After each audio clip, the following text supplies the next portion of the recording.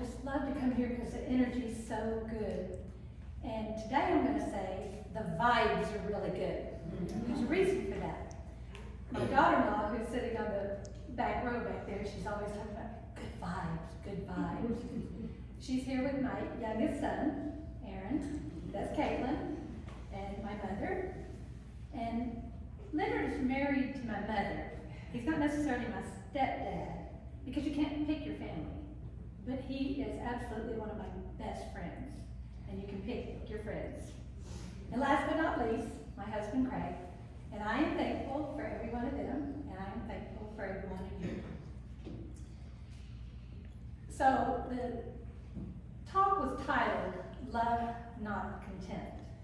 And Vanessa kind of introduced us to that last Sunday, the love part, but I'm going to start with the gratitude, and this has all worked together just perfectly. Thanksgiving is coming up, the season for focusing on what we are grateful for.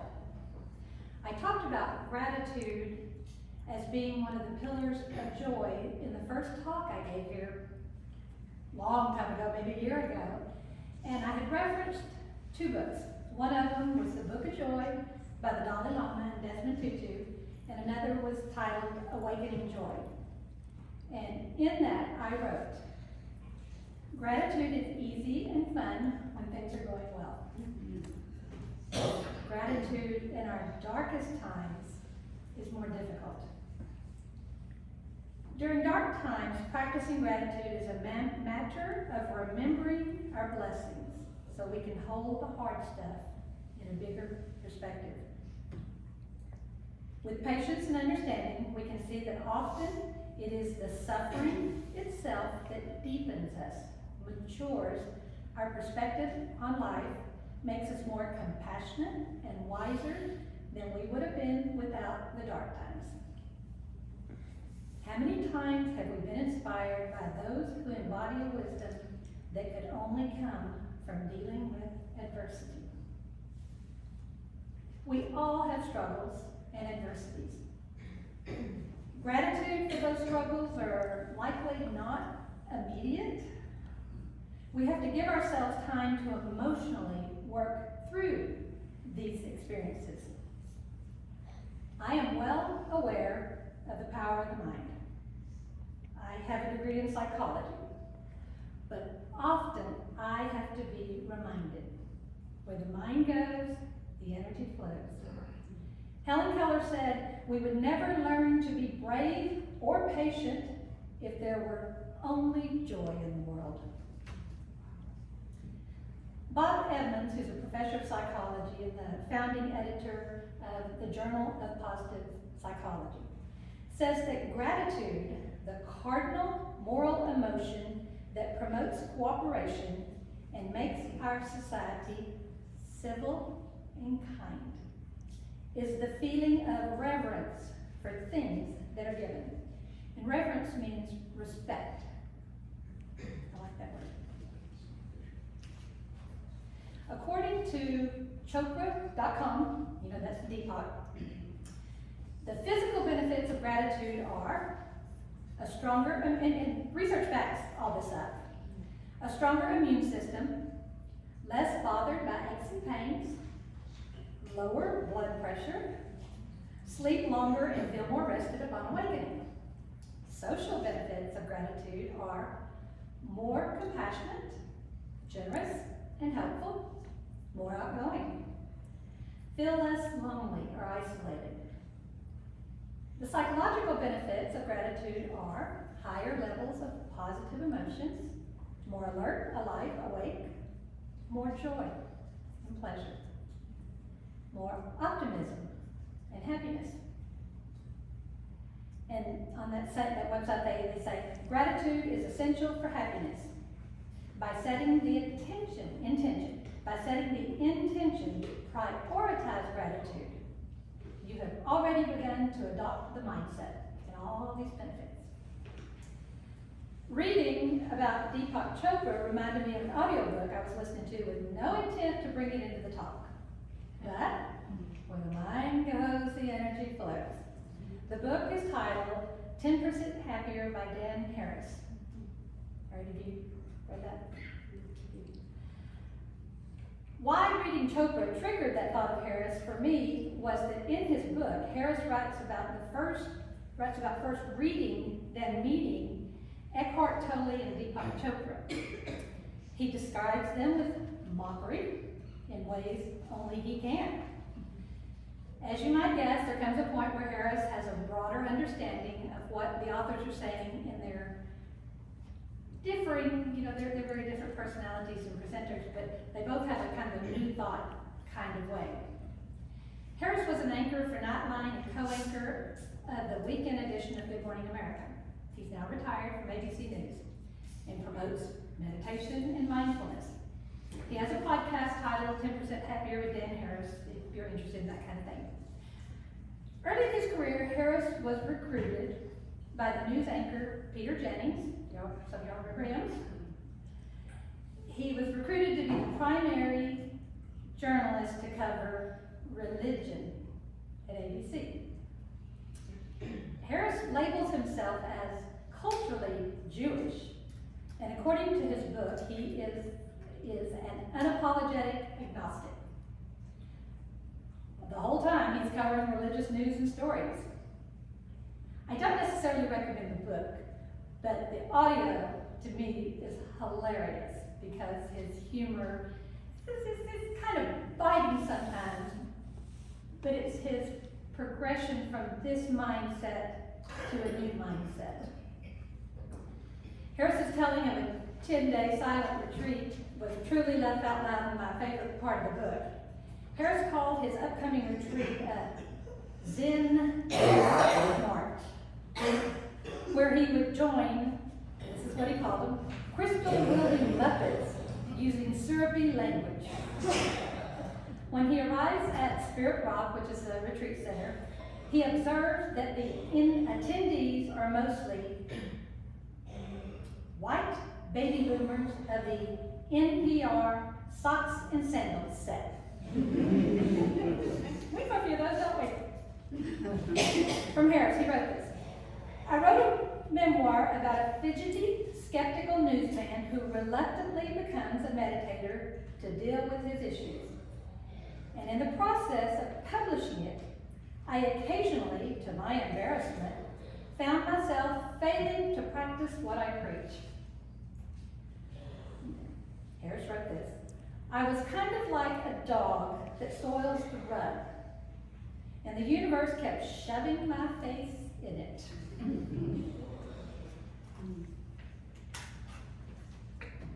That's the way I kind of felt when I decided to make my talk about gratitude. As soon as I settled on gratitude, the universe laughed and said, okay, let's see how you handle gratitude in some challenging situations. Admittedly, I may not have done so well lately. So during my time of emotional disequilibrium, don't you like that term? Emotional disequilibrium, and lack of gratitude for that disequilibrium, I watched the last hour of the January 6th committee hearings.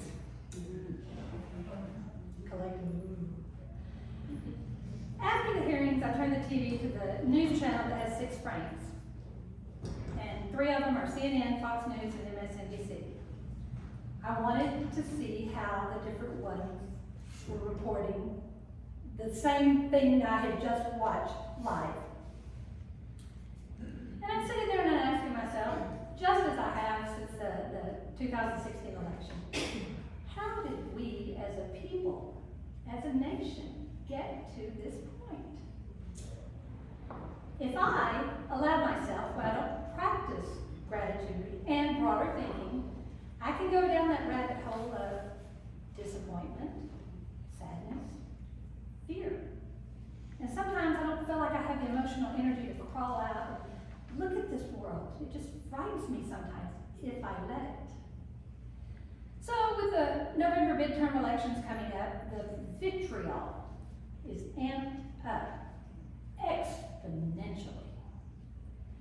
So we're somewhere in the heightened negative emotions I was experiencing at this particular time, I came across and ordered an audiobook titled, Love Your Enemies, How Decent People Can Save America from the Culture of Contempt by Arthur C. Brooks.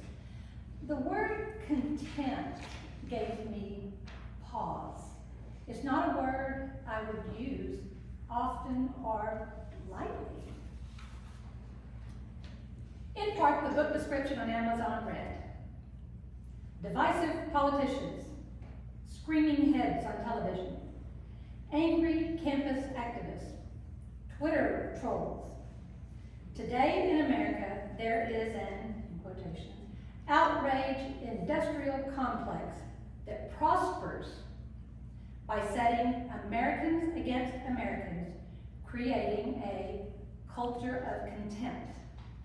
And they define contempt by the habit of seeing people who disagree with us not as merely incorrect, but as worthless and defective. He goes on to say, maybe like more than 9 out of 10 Americans, you don't like it. But hey, they're right. Hey, either you play along or you'll be left behind, right? Wrong. They had me there. It goes on to say, Love Your Enemies offers a clear strategy for victory for a new generation of leaders. It is a rallying cry for people hoping for a new era of American progress. Most of all, it's a roadmap to arrive at the happiness that comes when we choose to love one another, despite our differences. So I started listening to the book, and Brooks has a PhD in public policy. His focus is on microeconomics and mathematic modeling. In the introduction, Brooks writes that he is a practicing Roman Catholic and, pause, a moderate conservative. So I'm like, well, I did some research and decided Brooks had knowledge and information I was willing to listen to. The following is taken from an ABC News podcast in 2020. And this is the podcast. In the book, Love Your Enemies, Brooks said that the political polarization in the country has caused Americans to treat those with opposing viewpoints with contempt. When treated with contempt, such as an eye roll, where the eye roll comes from, in his research, he talked with John Gottman, who is the leader in relationships, primarily marital relationships, but he claims that in 94% of the cases, he can tell which couples are going to divorce within 3 years. And he said the way he can tell is the way they talk to each other with contempt. And the number one sign is eye rolling. Wow. So think about that what happens when you roll your eyes. I don't ever roll my eyes. So, back to what he said. When treated with contempt, such as eye rolling, the limbic system of your brain responds and categorizes the other person as a threat. Brooks explained, when you're treated with contempt as worthless, that's actually a threat. That tears people apart. That tears societies apart. And that's exactly what we're doing in our politics today. Brooks said that Americans need to remember their shared love in order to come together again. Brooks said, when we forget the love that we have in common about our country, why we love our country, then it's easy to rip us apart. It's easy to turn American against American, as if we had never known each other and have nothing in common. Brooks acknowledged that it can be difficult at best to love your enemies. On that, I do agree.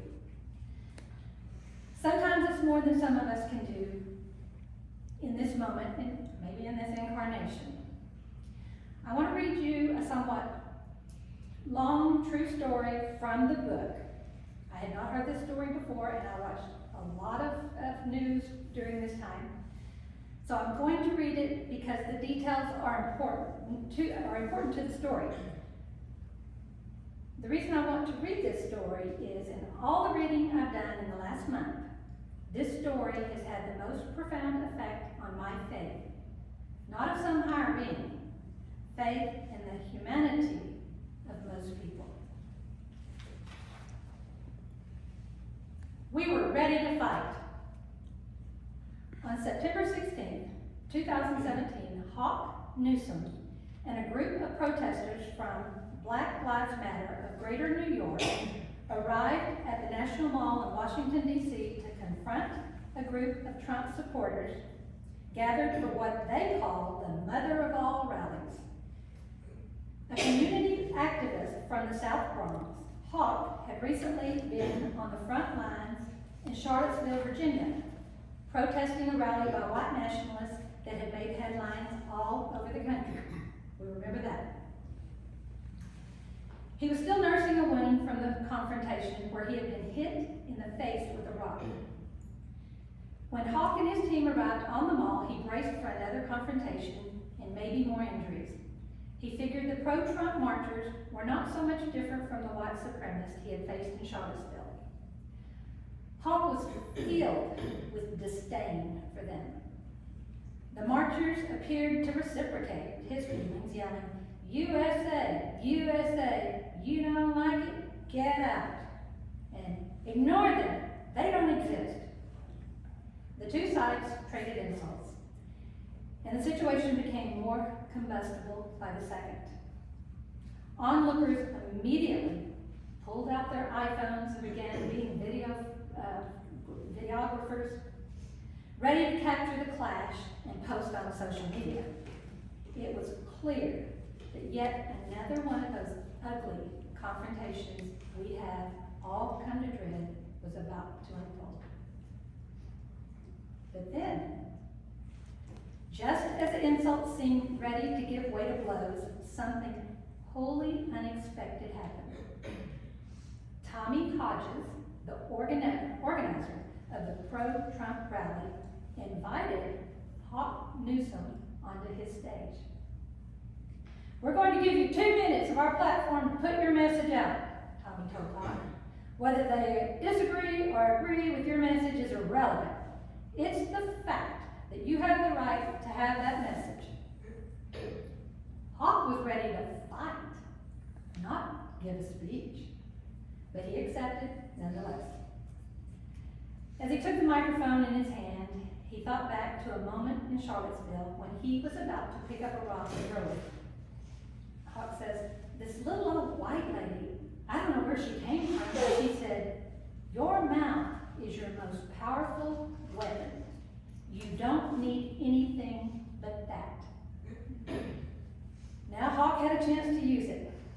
A committed Christian, he said a prayer, and as he did, he heard a voice in his heart telling him, "Let them know who you are." He took a deep breath and addressed the hostile crowd with passion and total sincerity. "My name is Hawk Newsom. I am the president of Black Lives Matter, New York. I am an American." He had the crowd's attention, and he continued.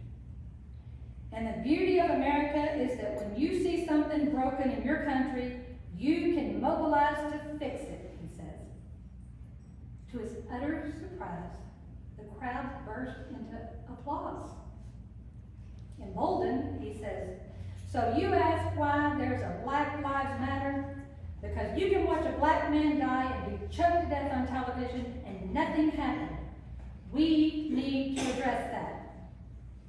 "That was criminal," someone yelled as boos started emanating from the crowd. Hawk pressed on. "We're not anti-cop." "Yes, you are," someone yelled. "We're anti-bad cop," Hawk countered. "We say if a cop is bad, he needs to get fired, like a bad plumber, like a bad lawyer, like a bad politician." At this, the crowd just roared. These days, there's nothing political ralliers hate more than bad politicians. "I said that I am an American. Secondly, I am a Christian," Hawk said, once again connecting with his audience. "We don't want handouts. We don't want anything that's yours. We want our God-given right to freedom, liberty, and the pursuit of happiness. The crowd erupted in cheers. Then someone shouted, all lives matter. This is hot. You're right, my brother. You're right. You are so right. All lives matter, right? But when a black life is lost, we get no justice. That is why we say Black Lives Matter. His 2 minutes up. He concluded his remarks by saying, listen, I want to leave you with this, and I'm going. If we really want to make America great, we do it together. The crowd roared. They started chanting, USA, USA. A lady standing in the front row reached up and handed Hawk an American flag. He held it up and waved it. More cheers. As he stepped off the stage, to his shock and amazement, many of the Trump supporters came up and embraced him. Earlier, when he first arrived at the mall, he had cut his hand with a knife while opening a box of signs. He had wrapped it in a bandana, but now it was bleeding through. The leader of a 4,000-man militia saw that Hawk was hurt and took him aside to treat his wound. He's treating my finger, Hawk says, and the militia guy goes, you know, I thought I understood before, but I get it now. You're all right, brother. Hawk says, we slapped hands. They have kept in touch since the rally. Hawk says, we're still friends on Facebook. Then a man named Kenny Johnson, one of the leaders of a group called Bikers for Trump, approached Hawk. Hawk says, he's like a Sons of Anarchy type. He said to Hawk, your speech was amazing. I'd be honored if you would meet my son. Hawk says, so we walked over to see his son who was playing with his toys under a tree. A little blonde-haired kid named Jacob. Johnson asked Hawk to pick the boy up so they could take a picture together. Hawk says, that really touched me. After meeting Hawk, Johnson told Vice News, I feel what he said came from his heart when he got on the stage. I probably agree with 90% of what he said. I listened to him, and this is the biker, I listened to him with much love, respect, and honor, and I got that back. So as far as I'm concerned, he's my brother now. Brotherhood was evidently breaking out all over the National Mall that day. It was euphoric, Hawk says. It kind of restored my faith in some of those people. Because when I spoke truth, they agreed. I feel like we made progress. He had arrived expecting conflict. Instead, he says, I went from being their enemy to someone they want to take pictures with their children. Hawk told Brooks the experience changed him. Now, I didn't see any of that on the news, did y'all? Mm-hmm. Every time I read that, I kind of get the lump in the throat. So Brooks, he's wanting to know, well, what can we do? You know, we need some action steps here. So he goes back and he talks to John Gottman. And I really kind of thought it was kind of strange that he's talking to a marital relationship expert. But I was watching ABC Sunday News this past Sunday, and the whole thing was a divided nation. Did anybody see that? They went into all the different ways that we're divided. And one that stuck out to me, and you'll see why when I say it, he was, the guy, whoever the interviewer was interviewing plumbers. And they were saying, you know, these professional people look down on us. They just have contempt for us. Of course, that word caught me. And they said, well, they just think they're better than us. Well, it was a whole other us and them. But also in that show, they did the same thing. They went to relationship experts. So I thought maybe talking to John Gottman's maybe not so bad. So Gottman gave the author, he says, I'll give you 4 rules. Okay, this is what we can do. These are our action steps. 1, focus on other people's distress and focus on it empathetically. When others are upset about politics, listen to them respectfully. Try to understand their point of view before offering your own, and never listen only to rebut. 2, in your interactions with others, particularly in areas of disagreement, adopt the 5-to-1 rule. And if you know anything about cotton, you know this one. Make sure you offer 5 positive comments for every criticism. On social media, that means 5 positive messages for everyone that might be seen as negative. 3, no contempt is ever justified. Even if, in the heat of the moment, you think someone deserves it. It is unjustified more often than you know. It is always bad for you, and it will never convince anyone that he or she is wrong. Lastly, go where people disagree with you and learn from them. That means making new friends and seeking out opinions you don't agree with. How do you act when you get there? Go back to rules 1, 2, 3. And then he asked the Holiness Dalai Lama, he asked him, he said, what do I do when I feel contempt? He said, practice warm-heartedness. Difficult? Sure. A number of recent studies have asked why we crave connection and found physiological answers. As neuroscientists from Emory University have discovered, social cooperation activates the parts of our brain that are linked to reward processing.